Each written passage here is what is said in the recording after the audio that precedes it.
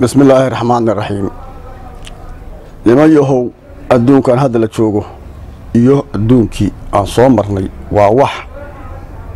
وحاقول لحية فرق قاعد وفربضان وانا يابنها دادك النجي odayaasha ahaay oo waagi hore joogay waa yaabanahay maxaan la yaabanahay walaxdii waagi hore jiri jiray iyo walxaha hadda jira wax la isu keeni kara aan ahayn waagi hore waxaa jiray kur iyo kaafaan iyo kaal jiray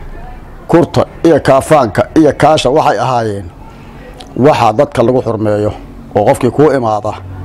lagu xurmeeyo dhacday marka xilli abaar ah waqti abaar ah oo xilli abaar ahaydoo rada abaar ka jirtay oo waxaas subagii wax lagu duba jiray iyo bunkii iyo la waayay wiil soo odaya soo kacay wuxuu ku soo harsaday wiil oo sodog u yahay oo gabadhiisa qaba wuxuu yiri war amaan dhow waxaan kaa rabaa inaad bun ii dubto suu yiri aabbo bunku fiicnaan lahayd inaan kuu dubee saddexdii kaaga habboonayd ayaa wayday waa yaabay odagii wuxuu yiri saddexda bunka aniga wax cidda iiga habboon bunka oo loo duwaayo waayo anaaba sodogaaya gabadhaydeed qabtaa hormaan kugu leeyahay maandhow yaa iiga habboon bunka wuxuu yiri saddexda kaaga habboonaydaa weydaye calaa iyo xaal ma doodaad ka qabtaa odagii waa yaabay wiilkii odagii gogol u dhigto wuxuu yiri wiilkan gabadhayda qaba aan ku soo harsaday waxaan iri maandhow bun ii dub wuxuu yiri aan kuu dubaa saddexdii kaaga habbooneedaa weyday waa la yaabay oo wiilkii waxaa la yidhi xaa u tiri soddonkaasa adugu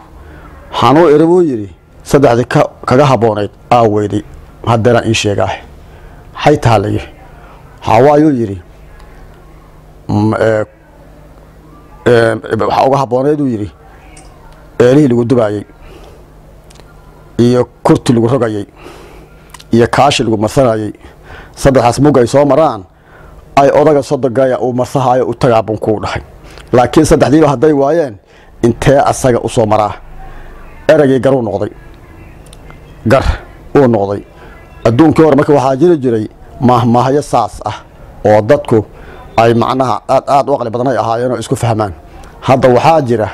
xaatir iyo xooyiri iyo habartaaw iyo habartoo iyo wax aan cidna wax ku falaynaa jira dadka haatan jooga marka waxaan dhihi lahay oray dhaqankii hore ha loo laabto maxaa yeelay dhaqankii hore muggi uu jiray wax iskhilaafay lama arkeen arra nabadaa taallay waa la fiicnaay darisku waa isbaryadin jiray hadda daris suciil qaba oo dhibaatka dhex taagan tahay walax ka dhexeeyana aada arkayn jira hadda xaanoo dhin dadka xaal isu dhimaa dadka waxba isuma dhimaan iyagii un shaydaana isku qaadaa waxaan dhihi lahaa marka arkurtii iyo kaafaankii kaashiha loo laabto wasalaamu calaykum waraxmatullaahi wabarakaatu.